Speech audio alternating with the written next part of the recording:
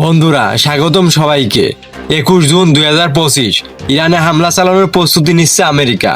আমেরিকার টার্গেট ইরানের পরমাণু গবেষণা কেন্দ্রগুলোকে ধুলোয় মিশিয়ে দেওয়া। মিশনটি পরিচালনার জন্য B-2 বোমারু বিমানের পাশাপাশি মোতায়েন করা হয়েছে F-170 নাইটহক যুদ্ধবিমান। এটি সেই রহস্যময় বিমান যাকে বিশ্বের মানুষ আগে কখনো সরাসরি কোনো অভিযানে অংশ নিতে দেখেনি, শুধু এর নামই শুনেছে। মার্কিন সেনাদের কাছে এটি পরিচিত অদৃশ্য ভূত নামে। ভয়ঙ্কর ক্ষমতার পাশাপাশি এই বিমানটি ভীষণ রহস্যে ঘেরা। একে বিশ্বের সবচেয়ে আধুনিক স্টিল যুদ্ধবিমানগুলোর একটি হিসেবে ধরা হয়, কারণ রাডারে এটি মাত্র একটি ছোট মৌমাছির মতোই দেখায়। রাত 3:13 হঠাৎ করে রাডার ধরা পড়ে এক বিশেষ কিছু একটা ইরানের বর্ডার ক্রস করছে, এতটুকু বোঝা যাচ্ছে। তবে অন্য সব দেশের মতো ইরান বোকার মতো বসে থাকেনি। তারা খুবই সতর্ক ছিল এবং তারা বুঝতে পেরেছিল কিছু একটা তাদের দিকে এগিয়ে আসছে। নাইটহকের নাম শুনলেই সারা বিশ্ব কাঁপে, কারণ এই প্লেনটা রাডার থেকে যেমন অদৃশ্য তেমনি ভয়ঙ্কর লেজার গাইডেড বোমা বহন করে। ইরান বহু বছর ধরে পিছিয়ে ছিল, কয়েক দশক ধরে ধীরে ধীরে উন্নত করেছে তাদের রাডার, মিসাইল ও প্রতিরক্ষা ব্যবস্থা। আর আজ সেই সিস্টেমগুলো প্রস্তুত ছিল এই অদৃশ্য প্লেনকে চিনে ফেলার জন্য। নাইটহক যখন সীমান্ত অতিক্রম করলো, তখন ইরানের আধুনিক P-18 রাডারগুলো সতর্ক হয়ে গেল। শুধু তাই নয়, ইরানের এয়ারফোর্স গভীর জঙ্গলে, পর্বতের গায়ে এবং বিভিন্ন গোপন এয়ারবেস থেকে সজাগ নজর রেখেছিল আকাশে। প্রথম দিকে নাইটহক যেমন নিজেকে রাডারে ছোট পাখি হিসেবে ছদ্মবেশ দিয়েছিল, তেমনি ইরানের কম্পিউটার সিস্টেম আর পাইলটরা ছিল অভিজ্ঞ। তারা জানতো যেদিন এই অদৃশ্য প্লেন ধরা পড়বে সেদিন কিছু একটা হয়ে যাবে।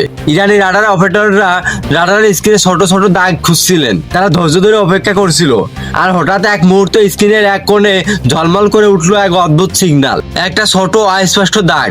এটা নাকি সেই নাইটহক। ইরানের এয়ারফোর্স এটাকে ভয় পাওয়ার থেকে তারা এটাকে চ্যালেঞ্জ হিসেবে নিয়েছিল। ইরানের প্রতিরক্ষা বাহিনী দ্রুত তাদের মোবাইল এয়ার মিসাইল ইউনিটগুলোকে মোতায়েন করলো। ড্রোন, মিসাইল, রাডার সব একসঙ্গে কাজ করলো।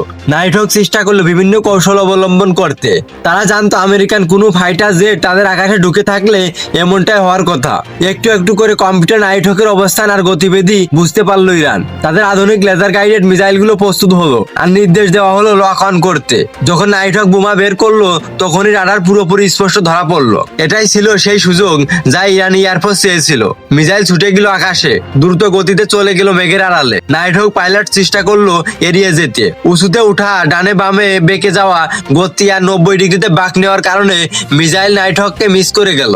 আর এই সুযোগে বেশ কয়েকটা মিসাইল গিয়ে পড়লো ইরানের পরমাণু গবেষণা ঘাঁটিতে। কিন্তু এর মধ্যে ইরানের দুটি ফাইটার জেট নাইটহককে ধরার জন্য বের হয়ে গেল। এখানে একটা ব্যাপার হলো, নাইটহককে যুদ্ধ করার জন্য বানানো হয়নি।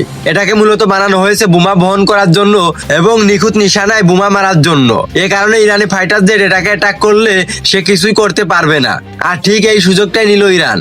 টানা 6 মিনিট ইরানের দুটি ফাইটার জেট নাইটহককে তাড়া করলো। ইরানের ফাইটার জেট চালানো পাইলটরা জানে আমেরিকার এই নাইটহক যদি কোনোভাবে ইরানের আকাশসীমা একবার পার করে ফেলে, তাহলে তারা আর কোনোভাবেই তাকে ধরতে পারবে না। তাই দুজন পাইলট দুই দিক থেকে ধাওয়া করতে থাকলো।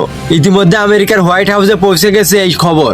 এর মধ্যে ইরানের একজন পাইলট নাইটহকের দিকে মিসাইল লক করে ফেললো, আর তারপরে ডিরেক্ট হিট। নাইটহকের একটা ডানা ভেঙে পড়লো, আর কিছুক্ষণ পরে এটা মাটিতে মিশে গেল। এই যুদ্ধ শুধু একটা প্লেন ধ্বংসের গল্প নয়, এটা ছিল ইরানের এক জমানো শক্তির পরিচয়, যা কিনা আধুনিক প্রযুক্তি আর ইরানের ঘুরে দাঁড়ানোর ফলাফল।